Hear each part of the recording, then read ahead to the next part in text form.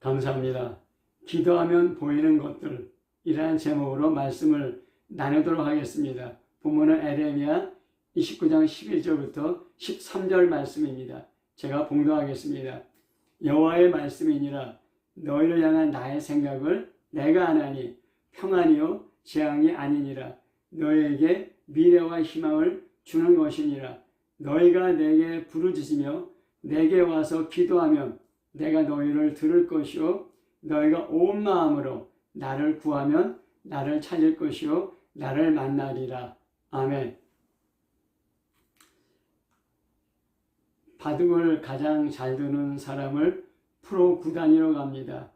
프로 구단이 구급과 바둑을 두면 프로 구단은 구급이 두는 바둑의 수를 환히 보고 바둑을 놓습니다. 하지만 구급은 구단이 왜 거기에 바둑돌을 놓는지 알지 못합니다. 프로 구단은 몇 수 앞을 내다보고 바둑을 두기 때문입니다. 나중에 구급은 그래서 구단이 거기에 바둑돌을 놓았구나 하고 알게 됩니다. 하지만 당시에는 모릅니다. 단지 눈앞의 수만 보고 몇 단계 앞의 수는 보지 못하기 때문입니다. 구급은 전혀 보이지 않는 수도 구단은 훤히 보고 그 몇 단계 앞을 내다보고 바둑돌을 놓기 때문입니다.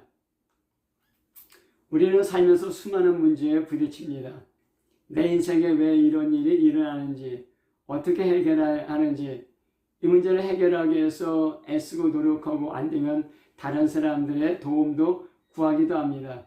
그래도 도무지 해결할 방법이 보이지 않고 앞으로 나갈 길이 보이지 않으면 낙심하기도 합니다. 하지만 그렇다고 해서 해결할 수 있는 방법이 없는 것도 아니고 해결할 수 있는 길이 없는 것도 아닙니다. 단지 내 눈앞에 당장 보이지 않기 때문입니다. 하지만 수많은 경험을 하고 지혜로운 사람은 당장 눈앞에 그런 문제 넘어 몇 단계 앞을 보면서 나갈 길을 제시하기도 하고 또한 방법을 이야기해 주기도 합니다. 나뿐만 아니라 내 가족에게, 내 직장에서, 내 사업에서, 우리나라에서 내가 원치 않는 이런 일들이 일어나는 경우가 많이 있습니다. 그러면서 우리는 해결하려는 방법을 찾지 못하게 되고 또 여러 사람과 의논하기도 하고 여러 사람과 협력하기도 했지만은 도무지 해결할 수 있는 방법, 나갈 수 있는 길을 찾지 못할 경우도 많이 있습니다. 그러면서 우리가 주저앉게 되는 경우도 많이 있습니다. 아무리 지혜로운 사람도 해결할 수 없는 그런 문제, 아무리 지혜로운 사람도 나갈 수 있는 길을 발견할 수 없는 그런 문제가 있다고 해서 그 문제가 불가능한 것은 아닙니다. 사람 눈에는 불가능하게 보이고 사람 눈에는 도무지 빠져나갈 해결할 수 있는 길이 보이지 않는다 할지라도 하나님께서는 수많은 길을 갖고 계시고 수많은 방법을 갖고 계십니다. 그래서 우리가 기도하면은 하나님께서 도무지 내 눈에는 보이지 않지만은 그 보이지 않았던 곳에서 문제를 해결할 수 있는 길을 보여주시기도 하고 또 해결할 수 있는 그런 방법을 알려주시기도 합니다. 그러면서 이 사건을 통해서 하나님께서 이러이러한 것들을 우리에게 가르쳐 주시는구나 항상 깨닫는 경우가 많이 있습니다. 기도하면은 눈이 열려서 보이게 되는 것입니다. 바벨론의 유다 침공으로 하나님께서 계시다는 예루살렘 성전이 파괴되고 하나님이 지키시는 하나님의 백성 유다가 멸망당하게 되었습니다. 유대인들은 바벨론의 포로로 끌려가게 됐습니다. 그래서 유대인들은 왜 이런 일이 일어나는지, 어떻게 살아야 하는지 수많은 사람들이 방황하고 혼동하였습니다. 그때 하나님은 선지자 에레미야를 통해서 하나님의 뜻을 알려주시고 계신 것입니다. 오늘 읽은 본문의 배경을 좀 더 살펴보도록 하겠습니다. 남유다는 바벨론의 3차 침공으로 주전 586년 멸망당하게 됩니다. 주전 605년 그 1차 침입으로는 다니엘을 비롯한 왕족과 귀족이 포로로 끌려갔습니다. 주전 597년 2차 침입 때는 예루살렘 성전의 보물과 왕궁의 보물을 빼앗아갔습니다. 여호야긴 왕과 그 가족들 그리고 그 신하들을 포로로 끌고 왔습니다. 그때 나라에 권세 있는 자들 포로로 끌고 왔는데 용사 7,000명 그리고 백성 10,000명 공장과 대장장이 1,000명을 끌고 왔습니다. 그러니까 왕족과 내시와 가족들 그리고 18,000명의 유대의 가장 핵심적인 지도자들을 포로로 끌고 왔던 것입니다. 더 이상 유다가 그 바벨론에 반란을 일으키지 못하도록 완전히 무력화시킨 것이었습니다. 그래서 당시 예루살렘에는 비천한 사람들만 남아있었다는 그렇게 기록이 있습니다. 에레미야 29장은 남유다가 바벨론에 의해서 2차 침입을 받은 후 3차 침입으로 멸망당하기 직전의 이야기입니다. 혼란스러운 예루살렘에 있던 선지자 에레미야가 바벨론의 포로들에게 보낸 편지입니다. 혼동하고 방황하는 유대인들에게 도무지 수가 없고 방법이 없고 길이 없다고 생각하는 유대인들에게 하나님의 생각, 하나님의 뜻, 하나님의 길을 보여주기 위함이었습니다. 예루살렘이 그 바벨론의 침공으로 파괴되었습니다. 그때 사람들의 반응을 한 4가지 정도로 살펴볼 수 있습니다. 첫 번째는 낙심하고 원망하는 것입니다. 에레미야 31장 29절 30절에 보면은 그때 그들이 말하기를 다시는 아버지가 신포도를 먹었으므로 아들들의 이가 시다하지 아니하겠고 신포도를 먹는 자마다 그의 이가 신 것 같이 누구나 자기의 죄악으로 말미암아 죽으리라 하였습니다. 아버지가 신포도를 먹었으므로 아들의 이가 시다는 그런 속담이 있습니다. 그게 무슨 말이냐면은 아버지가 신포도를 먹으면 아버지의 이가 쉬어야 되는데 아들의 이가 시다는 것은 아버지의 죄 때문에 아들이 그 형벌을 받는다는 그런 유대의 속담이었습니다. 그래서 그 유대가 멸망당하고 바벨론의 포로로 끌려간 포로들이 하는 얘기가 바로 이 속담을 인용하면서 아버지의 죄 때문에 우리가 포로로 고통당한다는, 그래서 부모에 대해서 조상에 대해서 원망하는 그런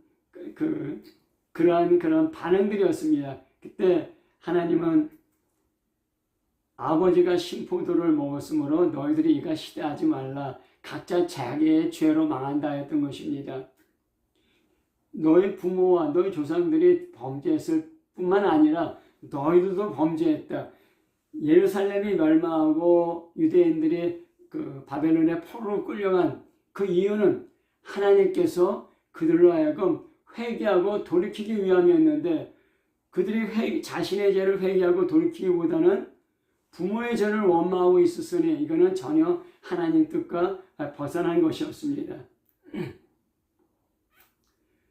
두 번째는 바벨론에서 바벨론에 끌려간 유대 지도자들의 선동으로 폭동을 일으키고 일부 장로들과 백성들이 채용되었을 가능성이 큽니다.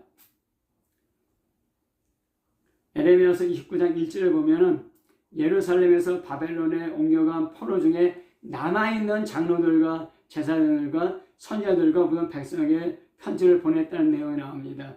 남아있는 포로로 끌려갔지만 남아있는 장로, 그러니까 남아있지 않고 죽은 사람이 있는데 왜 죽었느냐? 물론 자연적인 수명으로 질병으로 죽은 사람도 있지만은 폭동을 일으키고 그 바벨론과 싸워서 죽은 사람도 있다는 것입니다. 그래서 에레미야서 29장 22절에 보면은 바벨론 왕이 불살라 죽인 시드기야와 아합같게 하시길 원하노라. 그 바벨론에서 불살라 죽이는 것이 그 처형하는 방식 중에 하나인데 왜 그들을 처형했느냐? 그들이 그 폭동을 일으키고 또 범죄했기 때문에 그들이 불살라 죽었다는 것입니다. 바벨론에서 폭동을 일으키고 바벨론과 전쟁하는 것이 하나님의 뜻이 아니었습니다. 바벨론의 포로로 끌려가서 회개하고 돌이키고 새로워지는 것이 주님의 뜻이었던 것입니다. 세 번째는 거짓된 낙관주의. 거짓 선지자가 거짓 예언을 했습니다. 예루살렘은 망하지 않을 것이고 바벨론의 포로로 끌려간 유대인들이 곧 예루살렘으로 돌아갈 것이라는 것입니다.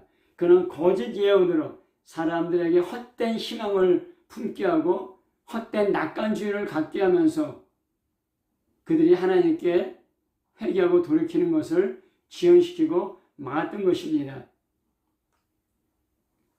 선지자 하나냐 같은 경우는 2년이 되기 전에 바벨론의 포로로 끌려간 유대 포로들이 이것으로 돌아오겠고 또 유다왕 여호야김의 아들 여고니아가 돌아오게 될 것이다. 내가 바벨론 왕의 멍에를 꺾을 것이다.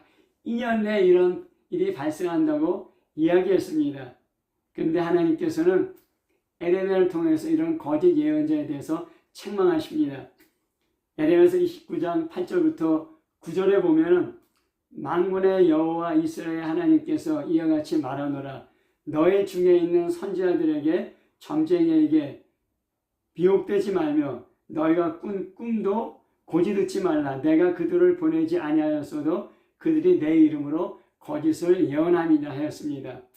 이런 혼란스럽고 혼동되는 상황 가운데 많은 거짓 선지자가 나와서 거짓 예언을 하면서 사람들을 미혹하게 되는 것입니다. 특히 헛된 낙관주의, 헛된 희망을 품게 하면서 사람들로 하여금 진심으로 회개하고 하나님께 돌이키는 길을 방해하고 있는 것입니다. 이런 희망과 낙관주의를 품게 하는 이런 거짓 예언들이 당시 사람들은 좋게 보여도 그것은 결국은 사람들을 멸망으로 이끌게 되는 그런 거짓된 비옥된 사람들을 비옥하는 그런 예언들이었던 것입니다. 네 번째는 바벨론에 멸망당하면서 사람들이 바벨론에 동화되는 것입니다. 먹기 살기 위해서 변절하고 배반하는 것입니다. 이런 예루살렘의 멸망이라는 정말 유대인들이 생각할 수 없는 그런 심각한 그런 재앙과 같은 상황 가운데 수많은 반응들이 나타난 것은 그 나름대로 그것들을 해결하기 위한 사람들의 방법이었지만 그것은 전혀 그 문제를 해결하거나 그 문제에 나갈 길을 제시하는 것이 아니었던 것입니다. 그래서 하나님께서는 에레미야를 통해서 하나님의 뜻을 보여주십니다. 에레미야를 통해서 보여주신 하나님의 뜻은 하나님의 심판, 하나님의 징계라는 현실을 받아들이라는 것입니다. 그래서 그 하나님의 징계와 심판 가운데 회개하고 돌이키라는 것입니다. 그러면서 하나님께서는 유대 백성을 돌보시고 유대 백성을 위해서 지금도 일하시기 때문에 미래의 소망을, 희망을 잃지 말라는 것입니다. 좀 더 자세히 살펴보도록 하겠습니다. 첫 번째는 하나님의 심판과 징계라는 현실을 받아들이라는 것입니다. 유대 백성의 죄로 말미암은 하나님의 심판과 징계를 받아들이라는 것입니다. 그러면은 어떻게 살 것인가? 오늘은 어떻게 살 것인가? 에레미야서 29장 4절부터 7절에 나옵니다. 만군의 여호와 이스라엘 하나님께서 예루살렘에서 바벨론으로 사로잡혀 가게 할 모든 포로에게 이와 같이 말씀하시니라. 너희는 집을 짓고 거기에 살며 텃밭을 만들고 그 열매를 먹으라. 아내를 맞이하여 자녀를 낳으며 너희 아들의 아내를 맞이하며 너희 딸이 남편을 맞아 그들로 자녀를 낳게 하여 너희가 거기에서 번성하고 줄어들지 아니하게 하라. 너희는 내가 사로잡혀 가게 한 그 성읍의 평안을 구하고 그를 위하여 여호와께 기도하라. 이는 그 성읍이 평안함으로 너희도 평안할 것임이라 하였습니다. 바벨론의 포로라는 고통스러운 현실을 부정하거나 낙심하거나 원망하지 말라는 것입니다. 헛된 신앙을 갖고 헛된 꿈에 부풀어서 그냥 그 바벨론 포로라는 생활을 그냥 그렇게 보내지 말라는 것입니다. 심판과 징계라는 현실 속에서도 충실한 일상생활을 하라는 것입니다. 구체적으로 집 짓고 결혼하여 자손 낳고 텃밭을 만들고 농사 잘 짓고 번성하여 쇠잔해지지 말라는 것입니다. 바벨론의 평안을 위해서 기도하라는 것입니다. 참 이스라엘이 받아들이기 힘든 말씀입니다. 하지만 바벨론의 어떤 사변이 일어나고 바벨론의 전쟁이 일어날 때 제일 고통을 받는 사람이 누굽니까? 가장 약한 바벨론의 포로로 끌려간 유대인들입니다. 그래서 바벨론의 평안을 위해서 기도하라는 것입니다.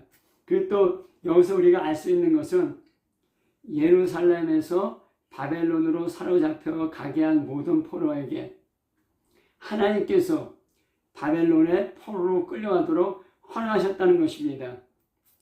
이스라엘의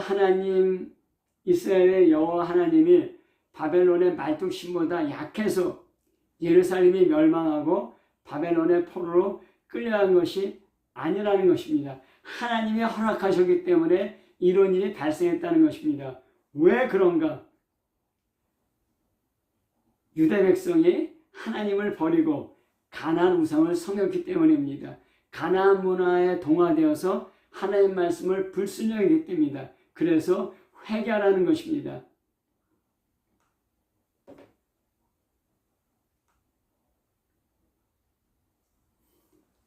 이렇게 현실을 하루하루 충실하게 살면서 하나님의 그 심판과 징계를 받으면서 회개해야 되지만 또한 하나님께서는 미래와 희망을 주고 계십니다. 오늘 읽은 본문 말씀입니다. 에레미야서 29장 11절에 보면은 여호와의 말씀이니라 너를 향한 나의 생각을 내가 아나니 평안이요 재앙이 아니니라 너희에게 미래와 희망을 주는 것이나 하였습니다. 어떻게 조국의 멸망, 바벨론의 포로로 끌려온 고통스러운 현실을 재앙이 아니라고 말할 수 있겠습니까? 사람의 눈에는 분명히 재앙입니다. 그러나 하나님의 생각, 하나님의 계획은 평안이라는 것입니다. 미래와 희망을 주려는 것입니다. 이 내일을 바라보고 오늘 하루하루를 충실하게 살라는 것입니다. 어떻게 재앙이라는 현실 속에서 평안을 보고 어떻게 도무지 불가능한 절망 속에서 미래와 희망을 볼 수 있습니까? 사람의 지혜와 지식으로는 도무지 볼 수가 없습니다. 재앙 가운데 평안을 볼 수가 없습니다. 절망 가운데 미래와 희망을 볼 수 없습니다. 도무지 발견할 수 없습니다. 불가능합니다. 이미 끝났습니다. 그러나 하나님의 눈으로 현실을 해석하고 미래에 나아갈 희망을 볼 수 있는 길이 있다는 것입니다. 바로 기도하는 것입니다. 기도하면 보인다는 것입니다. 에레미야서 29장 12절부터 13절에 보면 너희가 내게 부르짖으며 내게 와서 기도하면 내가 너희를 들을 것이요 너희가 온 마음으로 나를 구하고 나를 찾으면 찾을 것이요 나를 만나려 하였습니다. 하나님을 그런 고통스러운 현실 가운데 재앙 같은 현실 가운데 절망뿐인 현실 가운데 하나님을 부르고 하나님께 나와서 하나님께 기도하면 하나님께서 들으신다는 것입니다. 하나님은 사람의 눈과 귀를 지으셨습니다. 그 하나님께서 보시고 들으신다는 것입니다. 그리고 응답하신다는 것입니다. 그럴 때 재앙 가운데 평안을 주신다는 것입니다. 우상은 보지도 못하고 듣지도 못합니다. 아무리 지성을 들여 기도하고 제사 드려도 우상은 응답이 없습니다. 보지 못하고 듣지 못하기 때문입니다. 하지만 하나님은 보시고 들으시는 분입니다. 역대하 16장 9절을 보면은 여호와의 눈은 온 땅을 감찰하사 전심으로 자기에게 향하는 자들을 위하여 능력을 베푸신다고 하였습니다. 여호와의 눈은 온 땅을 두루 바라보시고 여호와의 귀는 사람들의 소리를 들으십니다. 그래서 전심으로 마음을 다해서 하나님을 찾는 자에게 능력을 베푸십니다. 재앙 가운데 평강이라는 하나님의 능력을 주시고 능력을 발견할 수 있게 하고 그런 평강 가운데 살 수 있게 되는 것입니다. 나를 찾고 구하면 나를 만날 것이다. 왜냐하면 너희가 전심으로 마음을 다해서 나를 찾기 때문입니다. 우리가 전심으로 마음을 다해서 하나님을 찾고 구하면 하나님께서 우리를 만나주시고 하나님의 생각을 보여주시고 하나님의 뜻을 보여주시고 하나님의 길을 하나님의 수를 보여주신다는 것입니다. 그렇게 할 때 깜깜한 절망 가운데 서도 미래와 희망을 볼 수 있게 되는 것입니다. 뿐만 아니라 하나님이 보여주신 미래와 희망을 이루어 주신다는 것입니다. 에레미야서 29장 14절 말씀입니다. 이것은 여호와의 말씀이니라. 나는 너희를 만날 것이며 너희를 포로된 중에서 다시 돌아오게 하되 내가 쫓아내었던 나라들과 모든 곳에서 모아 사로잡혀 떠났던 그곳으로 돌아오게 하리라. 이것은 여호와의 말씀이니라. 아멘. 당시 세계 최강의 제국 바벨론이 멸망당하는 것, 포로로 끌려간 유대 백성이 꿈도 꿀 수 없었습니다. 그 바벨론의 포로로 끌려간 유대 백성들이 예루살렘으로 귀환한다는 것, 고향으로 돌아간다는 것, 그 유대 포로들이 도무지 생각할 수 없었습니다. 이미 끝난 것입니다. 유대 나라는 멸망했습니다. 바벨론은 최고의 제국이고 그 최고의 제국에 포로로 살고 있습니다. 어떻게 유대 백성이 다시 유다 나라로 돌아갈 수 있겠습니까? 어떻게 유다 나라가 다시 해방될 수 있겠습니까? 도무지 불가능한 것입니다. 그러나 하나님은 할 수 있는 것입니다. 바둑두는 구급의 눈에는 길이 보이지 않지만은 구단의 눈에는 그 길이 보입니다. 사람의 눈에는 도무지 길이 보이지 않지만은 하나님 눈에는 길이 환하게 보이는 것입니다. 기도할 때 하나님이 보시는 길을 우리도 볼 수 있게 된다는 것입니다. 만약에 하나님의 뜻, 하나님을 떠난 그래서 범죄한 이스라엘 백성이 그대로 잘 살면 어떻게 되겠습니까? 이 땅에서뿐만 아니라 이 땅을 떠나서도 결국 멸망의 길을 가게 될 것입니다. 하나님의 심판과 징계가 비록 고통스럽고 재앙같이 보이더라도 회개하고 돌이키게 되면 이 땅에서도 회복되고 이 세상을 떠나서도 영생을 얻게 된다는 것입니다.